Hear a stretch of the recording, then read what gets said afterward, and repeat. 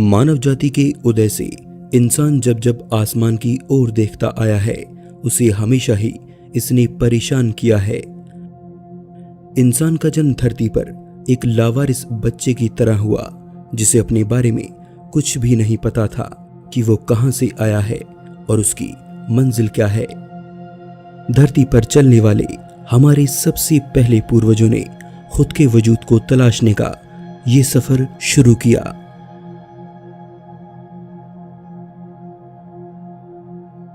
इंसान में बाकी जीवों से कुछ अलग खासियत थी। वे कुदरती चीजों में बने पैटर्न को पहचान कर उन्हें याद रख सकते थे। खाने की चीजों से लेकर आसमान में चमकने वाले तारों तक वे सभी चीजों में मौजूद समानताओं को ढूंढ लेते और उनमें अच्छे बुरे का फर्क कर लेते। रात के अंधेरे में जब प्राचीन सभ्यताओं ने आसमान में चमकते तारों को देखा तो उनमें उन्हें कई अलग अलग पैटर्न नजर आए। आगे चलकर यही आसमान और तारे प्राचीन मानवों का कैलेंडर बन गए। तारों की गति और आसमान को देखकर ही वे आने वाले मौसम और बाकी सारी चीजों का ब्यौरा अपने दिमाग में रखने लगे। ये आसमान मानो उनके लिए जैसे भविष्य देखने का एक साधन बन गया।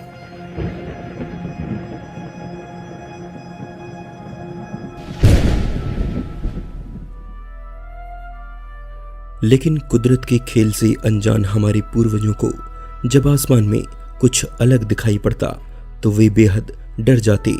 आसमान में दिखने वाली कोई भी अनजान चीज उनके लिए एक दहशत को साथ लाती, जैसे कि धूमकेतु यानी कॉमेट्स। कॉमेट्स को देखकर पुरानी सारी सभ्यताओं ने इसे अशुभ मान लिया। कॉमेट्स का दिखना मतलब तबाही का आना। धरती के अलग अलग हिस्सों में पुरानी सारी सभ्यताओं ने अपने दस्तावेजों में कॉमेट्स के जिक्र के साथ ये माना कि आसमान में दिखाई धूमकेतु देवताओं का कहर बनकर आया है जो उन्हें खत्म कर देगा।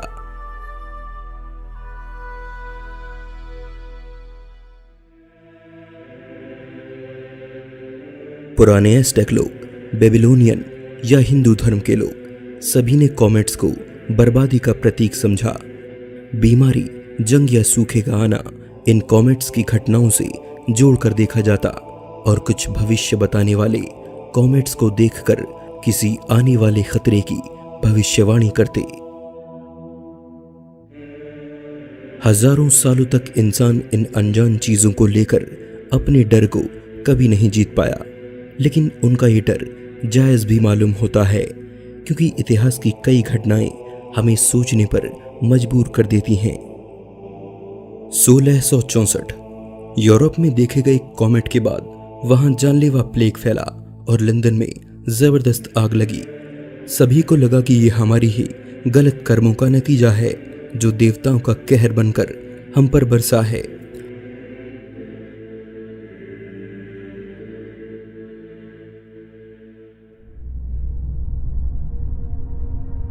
तो क्या सच में किसी कॉमेट का दिखना हमारे लिए खतरे की घंटी है? आइए इसी को जानने के लिए हम एक छोटे से सफर पर चलें जहां हमें हमारे सभी सवालों के जवाब मिलेंगे। तो चलिए चलते हैं हमारे सूर्य से एक लाइट ईयर की दूरी पर, जहां अनगिनत छोटी छोटी दुनिया हमारे सौरमंडल को चारों ओर से घेरे हुए हैं। यहाँ बर्फ और पत्थरों के तैरते पहाड़ हर जगह मौजूद हैं। माना जाता है कि ये सभी सौरमंडल बनने के दौरान यहाँ बचे रह गए थे। छोटी छोटी चट्टानों के इस विशाल घेरे को ऑर्ट क्लाउड कहा जाता है। ऑर्ट क्लाउड के बारे में सबसे पहले बताने वाले खगोल विज्ञानी थे जॉन ऑर्ट। 1950 में धूमकेतुओं की गति पर अध्ययन करते हुए जॉन ऑर्ट ने पाया कि हो न हो ये चट्टानें सौरमंडल की सीमा के छोर से हमारी ओर आती हैं। ऐसा करते हुए उन्होंने सोलर सिस्टम की सीमा पर अरबों चट्टानों से घिरे एक बादल की कल्पना की जो कि हमसे करीब 1 लाइट ईयर की दूरी पर होंगे, और उन्हीं के नाम पर चट्टानों के इस घेरे को हम ऑर्ट क्लाउड कहते हैं। लेकिन ऑर्ट क्लाउड को आज तक कभी किसी ने नहीं देखा और देखेंगे भी कैसे क्योंकि इसमें मौजूद चट्टानें एक दूसरे से लाखों मील दूर हैं। साथ ही वहाँ बहुत अंधेरा भी है। लेकिन जॉन ऑट की गई कैलकुलेशन एकदम सही है। भले ही आउट क्लाउड हमें दिखाई ना दे, लेकिन उसका होना 100% सच है। और यहीं से आते हैं हमारे वो धूमकेतु। वैसे ही इनका एक और सोर्स हमारे सोलर सिस्टम में मौजूद है। बाहरी इलाके में मौजूद कुइपर बेल्ट से भी कुछ कॉमेट्स सूर्य की ओर आकर्षित होते हैं। आउट क्लाउड से आने वाले कॉमेट्स सूर्य का एक बेहद लंबा चक्कर लगाते हैं, जिनमें कईयों को तो लाखों साल लग जाते हैं। और ये सिलसिला ऐसे ही चलता रहता है।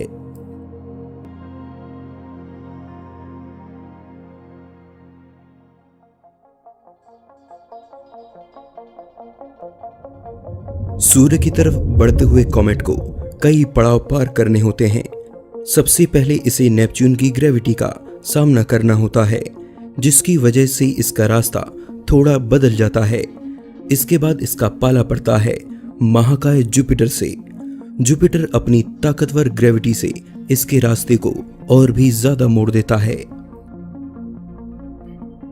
सौरमंडल के अंदरूनी हिस्से में आने पर सूर्य की गर्मी धूमकेतु को गर्म कर देती है और इसकी बर्फ सीधा भाप में बदलने लगती है, जिससे मिट्टी और चट्टानों की परतें खुलने लगती हैं। और ये नज़ारा हमें धूमकेतु की एक पूंछ के रूप में दिखाई देता है। 4 अरब साल पहले बना धूमकेतु परत दर परत खुलता है। हर परत मानो अपने आप में कई करोड़ों साल की कहानियां समेटे हुए है। और इन्हीं कहानियों में से एक छोटी सी कहानी आज हम सुनने जा रहे हैं।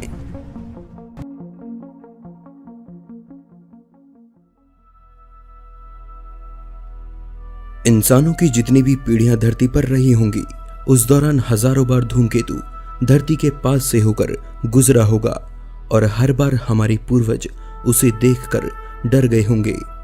और ऐसा ही एक धूमकेतु 1664 में यूरोप में देखा गया। धूमकेतु के आने के ठीक बाद यूरोप में प्लेग फैला और लंदन में भयंकर आग भी लगी।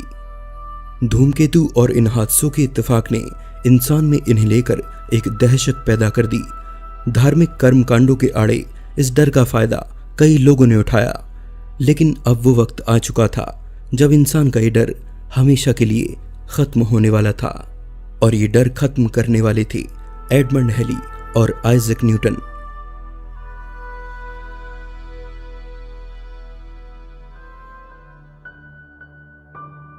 आइजैक न्यूटन को तो हम सभी जानते हैं, लेकिन एडमंड हेली का नाम हम में से बहुत कम लोगों ने सुना होगा। वे न्यूटन के जमाने के ही मशहूर एस्ट्रोनॉमर थे। तारों के नक्शे बनाने से लेकर सौर मंडल के बारे में लिखना, ऐसे कई काम हेली ने काफी कम उम्र में कर लिए थे। 22 साल की उम्र में हेली ने ऑक्सफोर्ड से मास्टर की डिग्री हासिल की और रॉयल सोसाइटी में फेलो रिसर्चर के तौर पर चुने भी गए। लेकिन एक समय में आकर वे एक सवाल पर अटक गए। हेली और उनके साथी इस बात को लेकर परेशान थे कि आखिर क्या वजह है कि सूर्य के चारों ओर सभी प्लैनेट्स इस तरह से घूमते हैं। हालांकि वो जानते थे कि सूर्य से दूर होने पर प्लैनेट्स के घूमने की रफ्तार में कमी आ जाती है, लेकिन उन्हें इसे साबित करने का कोई गणितीय नियम नहीं मिल रहा था, कोई ऐसा मैथमेटिकल लॉ जो ये बताए कि सीक्रेट फोर्स आखिर काम कैसे करती हैं। इसी की खोज करते हुए अगस्त 1684 में हेली की मुलाकात न्यूटन से होती है। जब हेली इस मुश्किल सवाल का जिक्र न्यूटन से करते हैं तो उन्हें पता लगता है कि न्यूटन ने इसे पहले ही हल कर दिया था। प्लैनेटरी मोशन की सारी कैलकुलेशन न्यूटन ने हेली को दे दी, जिसमें उन्होंने बताया कि सूर्य की ग्रेविटी आखिर प्लैनेट्स पर किस तरह से असर डालती है। हेली ने न्यूटन से रिक्वेस्ट की कि वे अपनी इस रिसर्च को एक बुक के तौर पर लिखें, जिसे वो अपने खर्चे पर पब्लिश करवाएंगे। हेली ने खुद न्यूटन की लिखी इस बुक को पब्लिश करवाया, जिसका नाम था फिलोसफी नेचुरलिस प्रिंसिपिया मैथमेटिका, जो कि लैटिन भाषा में थी। शायद अगर हेली न होते तो न्यूटन कभी इस महान बुक को लिखने के बारे में सोचते भी नहीं। इसमें धरती, चंद्रमा और बाकी सारे प्लैनेट्स की हर तरह की चाल को गणित के नियमों द्वारा बड़ी अच्छे ढंग से समझाया गया था, जिनमें धूमकेतु जैसे ऑब्जेक्ट्स भी शामिल थे। और इस क्रांतिकारी किताब ने इंसानों के हजारों साल पुराने एक डर को भी खत्म कर दिया। इसने हमें बताया कि धूमकेतु के रूप में आने वाले ये बिन बुलाए मेहमान आखिर कौन हैं। इसका पता लगाने के लिए हेली ने इतिहास की खाक छान दी। उन्होंने 15वीं सदी से लेकर 17वीं सदी तक यूरोप में देखे गए सभी धूमकेतुओं की जानकारी इकट्ठा की। अब उन्हें पता लगाना था कि इन सभी धूमकेतुओं का रास्ता क्या था, यानी वे कहां भटक रहे थे। न्यूटन के दिए लॉ से हेली ये जान पाए कि धूमकेतु सूर्य के चारों ओर एक लंबे ऑर्बिट में चक्कर लगाते हैं, और इसके साथ ही उन्होंने एक चौंकाने वाली खोज भी की। उन्होंने पाया कि जो धूमकेतु 1531, 1607 और 1682 में दिखे थे, वो असल में एक ही धूमकेतु था। उन्होंने बताया कि वही धूमकेतु घूमते हुए हर 76 सालों में फिर से वापस आ जाता है।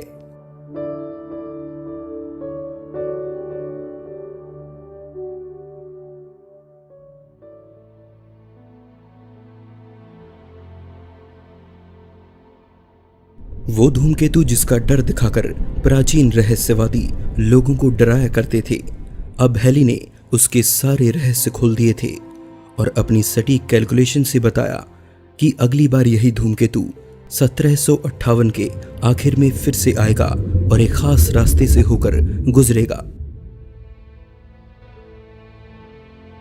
इतिहास में पहली बार किसी ने इतनी सटीक भविष्यवाणी की थी, जिसका आधार विज्ञान था, न कि कोई जादू टोना। ऐसी सटीक और सही भविष्यवाणी करने का दम उस समय के किसी भी रहस्यवादी या ज्योतिषी में नहीं था। यह विज्ञान की ताकत थी जिसने इंसानों के उस हजारों साल पुराने डर को हमेशा के लिए खत्म कर दिया था। लेकिन अफसोस की बात कि अपनी इस भविष्यवाणी को सच होता देखने से पहले ही हेली गुजर गए। पर जब वो समय नजदीक आया, तब दुनिया भर के एस्ट्रोनॉमर्स ने हेली के धूमकेतु को देखा। वो उसी समय ठीक उसी जगह पर दिखाई दिया जहां पर हेली ने बताया था। हेली का धूमकेतु आखिरी बार हमें 1986 में दिखाई दिया था, और अगर हम 2061 तक जिंदा रहे तो ये हमें फिर से नजर आ जाएगा। हेली, न्यूटन और न जाने कितने ऐसे लोगों ने अपनी पूरी जिंदगी ऐसे सवालों की खोज में निकाल दी जिनका जवाब इनसे पहले शायद ही किसी के पास था। अब से पहले कोई ये मानता था कि हमारी धरती किसी कछुए की पीठ पर टिकी है, तो कोई ये कहता था कि हमारी दुनिया उस खिलौने की तरह है जिसकी चाबी ईश्वर ने भरी है और ये तब तक चलेगी जब तक ईश्वर चाहेगा। लेकिन विज्ञान ने सब बदल दिया।